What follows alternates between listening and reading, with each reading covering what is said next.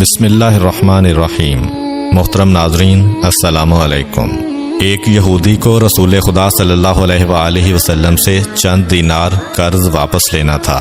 ایک دن آپ راستے میں جا رہے تھے کہ وہ یہودی آپ کے پاس آیا اور اس نے کہا، جب تک آپ میرا قرض ادا نہیں کریں گے اس وقت تک میں آپ کو یہاں سے نہیں جانے دوں گا۔ نبی اکرم صلی اللہ علیہ وآلہ وسلم نے فرمایا، اس وقت ادائیگی کے لیے میرے پاس کچھ بھی نہیں ہے۔ یہودی نے کہا، جب تک آپ میرا قرض واپس نہیں دیں گے میں بھی آپ کو یہاں سے جانے نہیں دوں گا۔ آپ نے فرمایا، اگر یہ بات ہے تو میں تیرے ساتھ یہیں بیٹھ جاتا ہوں۔ یہ کہہ کر آپ اس کے ساتھ بیٹھ گئے۔ جیسے جیسے وقت گزرتا گیا آپ کے صحابہ وہاں جمع ہوتے گئے۔ جب انہوں نے یہودی کی یہ جسارت دیکھی تو انہوں نے اس کو سزا دینے کا ارادہ کیا۔ آپ نے انہیں ہر طرح کی تادیبی کارروائی سے روک دیا اور فرمایا کہ تم دور چلے جاؤ۔ حکم رسول کے تحت صحابہ دور چلے گئے۔ سورج لمحہ بلمحہ گرم ہو رہا تھا اور اس کی تپش سے آپ کو اذیت پہنچ رہی تھی، یہاں تک کہ آپ کے چہرہ اطہر سے پسینہ بہنے لگا۔ اس کے باوجود آپ نے کسی طرح کے غصہ کا اظہار نہ کیا اور کوئی سخت جملہ نہ کہا۔ آپ سارا دن وہیں بیٹھے رہے اور ظہر، عصر اور مغرب و عشاء کی نمازیں وہیں پڑھیں۔ پھر رات چھا گئی۔ آپ نے رات بھی وہیں بسر کی اور فجر کی نماز بھی وہیں پڑھی۔ صحابہ یہودی کو ڈرانے دھمکانے لگے۔ آپ نے فرمایا، تم اس سے یہ کیسا سلوک کر رہے ہو؟ صحابہ نے کہا، یا رسول اللہ، اس کی یہ جرت کہ آپ کو یرغمال بنا کر اپنے پاس بٹھا لے۔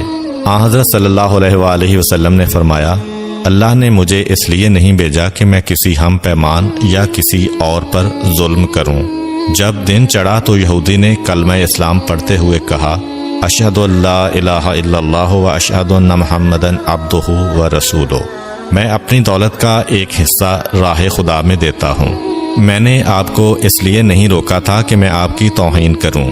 اس ذریعے سے میں آپ کے پیمانہ صبر کو آزمانا چاہتا تھا، کیونکہ تورات میں میں نے آپ کی یہ صفت پڑھی ہے، محمد بن عبداللہ مکہ میں پیدا ہوگا اور طیبہ کی طرف ہجرت کرے گا۔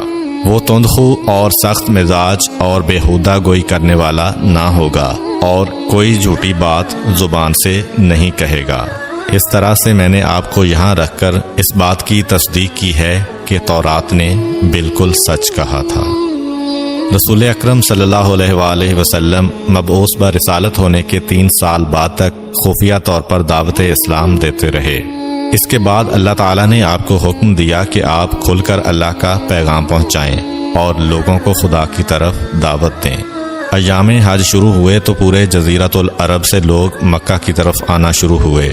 نبی اکرم صلی اللہ علیہ وآلہ وسلم کوہ صفا پر چڑھے اور آپ نے بلند آواز سے فرمایا، لوگو، میں اللہ کا رسول ہوں، تم اللہ رب العالمین پر ایمان لے آؤ۔ لوگ آپ کی طرف متوجہ ہوئے اور انہوں نے تعجب سے یہ اعلان سنا اور سب کی خواہش ہوئی کہ وہ اعلان کرنے والے کو دیکھیں۔ پھر آپ صفا سے اتر کر مروہ آئے اور وہاں پر بھی آپ نے 3 بار یہی اعلان کیا۔ جب ابو جہل نے حضرت صلی اللہ علیہ وآلہ وسلم کا یہ اعلان سنا تو اسے سخت غصہ آیا۔ اس نے زمین سے ایک پتھر اٹھا کر آپ کی پیشانی پر مارا، جس سے آپ کی پیشانی زخمی ہو گئی، خون بہنے لگا اور آپ کا پورا چہرہ لہو لہان ہو گیا۔ اس کے بعد تمام مشرکین آپ کو پتھر مارنے لگے۔ نبی اکرم صلی اللہ علیہ وآلہ وسلم مجبور ہو کر